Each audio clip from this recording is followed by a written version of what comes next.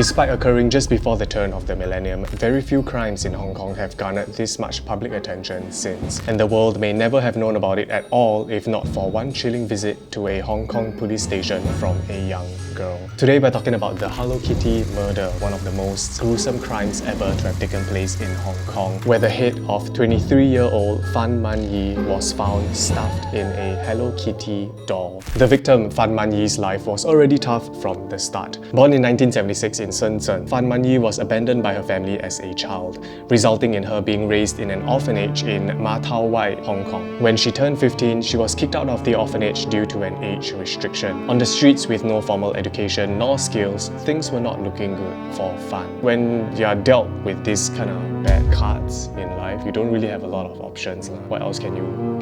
Homeless with an addiction to drugs, Fan was forced into street prostitution till she was 21 in 1997, where she began working at a brothel named Romance Villa. So cheesy, so corny the name. Romance Villa, located in Sham Shui Po. Fan eventually entered a tumultuous marriage with one of her clients, a fellow drug addict named Ng Chi Yuan, whom she met in 1996. She gave birth to their son 2 years later. The catalyst. In early 1997, Fan met Chan Man Lok, a 34-year-old Wo Shing Wo triad member. The two met at the nightclub and discovered they had something in common. Fan Man Yi was a prostitute and a drug addict, and Chan Man Lok was a pimp and a drug dealer, which seemed like a match made in heaven. Before long, Fan was a regular addition to Man Lok's group. Later in 1999, desperate for money and drugs, Fan stole Man Lok's wallet and attempted to make off with the 4,000 Hong Kong dollars, roughly 670 Singapore dollars. She hadn't realized that Chan Man Lok was the last person she should have stolen from. As soon as he saw his cash was missing, he demanded that Fan return the money in addition to a fee of 10,000 Hong Kong dollars, roughly 1,673 Singapore dollars, more than double what she stole. Although Fan returned the stolen money, she needed more time to secure the additional fee. Chan decided that was not good enough and enlisted two of his henchmen, Leong Shing Cho, 26, and Leong Wai Lun, 21, to kidnap Fan and teach her a lesson by forcing her into prostitution for himself and take the money she earned as payback for the cash she had stolen from him. Ouch. But I mean, she did do something wrong. She did steal money from him. She should be able to pay back the amount. Is that a big amount? $4,000 is a lot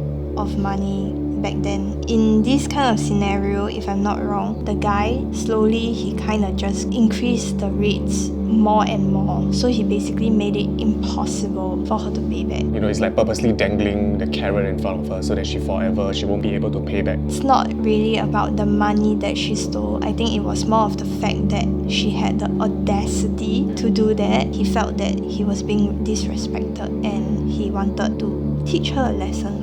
The abduction. On 17 March 1999, Fan was abducted by Man Lok, 14-year-old Ah Fong, and two henchmen at a flat in the Fuyu section of Lai Yu estate. So a 14-year-old was involved in this kidnapping as well. 14-year-old Ah Fong. That's freaking young, man. That's like Sec 2. What the hell? The group took Fan to an apartment at number 31 Grandview Road in Tsim Sha Tsui, almost 10 kilometers away, where the month-long imprisonment and torture would commence. She would never leave the apartment alive. So it's curious how she was transported over 10 kilometers while being brought out of her apartment and into Grandview location without anyone knowing it at all. So I'm thinking, why wasn't there any opportunity for her to escape or like scream for help or shout for help? I guess maybe at that point, maybe you're just afraid. If you do anything, they might hurt you on the spot. The House of Horrors. During her imprisonment, she was tortured and raped by 4 accomplices with varied cruelty. According to one source, she was beaten with metal bars, sometimes while being strung up and used as a punching bag. On one occasion, Ah Fong, the 14-year-old, witnessed Man Lok kick Fan 50 times in the head. I mean, that's very fatal. At that point, you could easily die from that, man. 50 times kick to the head.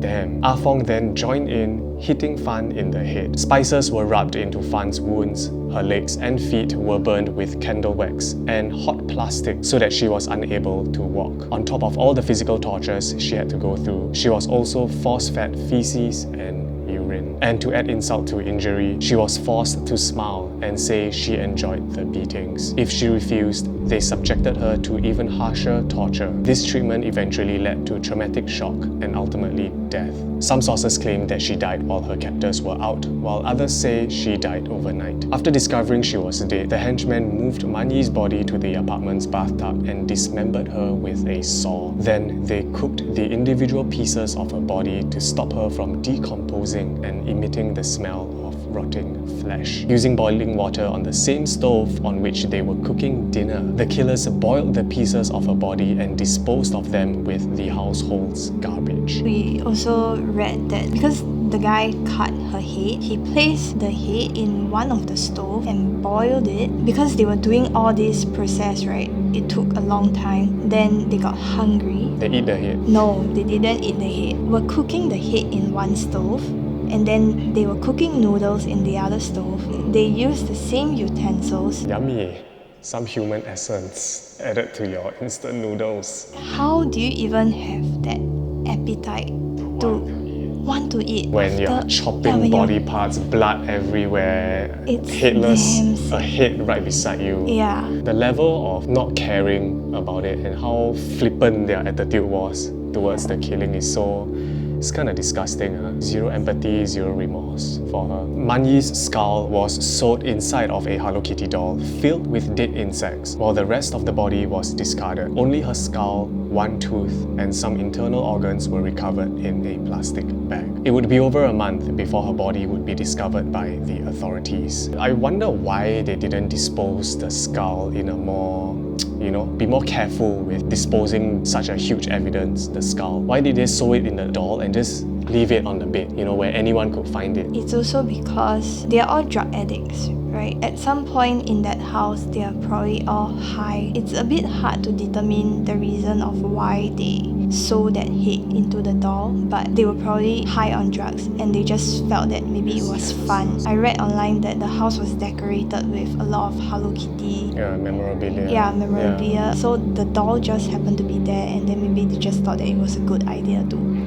sew it in. And talking about the house, it's actually in a very poor state. Here's a picture of the house. It looks so run down and it looks like a drug addict's den. Just messy, cupboards open, clothes everywhere. It's just in a mess. The confession and discovery. On the 24th of May 1999, Ah Fong, the 14-year-old, riddled with guilt and nightmares, made her way to a Hong Kong police station. She told officers that for the past several weeks, she had been constantly plagued by a ghost of a woman who had been bound by electrical wire and tortured to death. The police brushed her off, dismissing her claims as nothing but dreams or teenage nonsense. Their interest was piqued, however, when she explained that the ghost was of a woman she had had a hand in murdering. Following the child back to a flat in the city's rundown Kowloon district, they discovered that the girl's dreams were in fact very real nightmares. Yeah, it's interesting that Ah Fong, the 14-year-old, went to the police station, right? I'm imagining if she didn't go to the police station, how long would it take before people find out about the crime? And will people even find out about the crime? But then again, the head was just in a doll on the bed. Confirm will be very smelly, right? Or neighbors would take note of that smell and then report. I think back then it's also a district where it's poor. People just don't really care. So the smell could be passed off as anything, maybe a rotten, dead animal. I would assume she probably gotten sober slightly, and then the guilt started coming in. Here you can see an image of the real House of Horrors where Man Yi was tortured in. And I think this is a modern image. You can see a very modern looking, department store below it. But right on top, some are saying it's at the 3rd level. That's where the House of Horrors was. Inside the flat, they found the place full of Hello Kitty memorabilia, from sheets and curtains to towels and silverware. Finally, they chanced upon an oversized Hello Kitty doll. Inside was the decapitated skull of Fan Man Yi. Other parts of her body were recovered from trash dumps in Sham Shui Po, Wan Chai and Tai Kok Sui. At the time of the arrest, Man Lok was living with his wife Ah Pui and his newborn baby at an apartment in Sheikh Lay Estate. The apartment was raided by SWAT officers on the early morning hours of 28 May. His wife, Pui Ling, was first suspected to be involved in the murder, but was quickly released after no evidence was found. After finding out that the murder had made it to the media via a Macau-based local newspaper, Leong Wai Lun, one of the henchmen, fled to Guangxi in mainland China before getting caught by the police almost 9 months later on 14 February 2000, after irregularities were found in his passport. So he could have been a free man for a longer period if he had a better fake passport. The trial. On 7 December 2000, after a trial which started on 20th October, the three men were convicted of manslaughter with a vote of 6-3, as the jury ruled the remains were not sufficient to show whether Fan was murdered or died from a drug overdose as claimed by the perpetrators. So here you can see the images of the perpetrators, and they all look so young, man. 34-year-old, 26-year-old, 21-year-old. Damn. While the jury could not rule that the men intended to kill Fan, they did determine that she had died as a result of their abuse. Ah Fong, the teenage girl who reported the crime in the first place, testified at the trial in exchange for immunity. During the trial, Chan and Leong denied killing Fan, although they did not deny dismembering her body. After the guilty verdict, Leong Wai Lun's sister reportedly experienced a mental breakdown, while Leong's brother slammed and broke the court door, causing damage. So Ah Fong, the 14-year-old girl, got immunity for testifying against the others. So I guess she was the the better of the rotten bunch. I wouldn't say that she's better because she did do a lot of the things in a cold-blooded manner. There were reports saying that she even took a shit in a shoebox and then fed it to her. It could also be when she's doing all this, she's high on drugs, so maybe a part of her guilty consciousness was like suppressed. I think one of the reasons why she is willing to testify all this and tell the police the truth, right? She's saying her ghost is haunting her, so she wants that haunting to stop also. It's still a selfish reason lah. I guess she is somewhat better of the rotten bunch because at least she feels a bit of guilt, but still it doesn't discredit the horrible things that she did to Fan Man Yi. So we move on to the verdict. Justice Peter Nguyen, who sentenced the trio to life in prison with the possibility of parole, stated, "Never in Hong Kong in recent years has a court heard of such cruelty, depravity, carelessness, brutality, violence and viciousness. Psychiatric reports of Castle Peak Hospital and Sui Lam Hospital describe the three as remorseless. There will be no review for parole for 20 years. Chan Man Lok and Leong Wai Lun are currently serving their life sentences in Stanley Prison." I feel that she should have still gotten some sort of punishment. Yeah, I agree, because she did take part in it.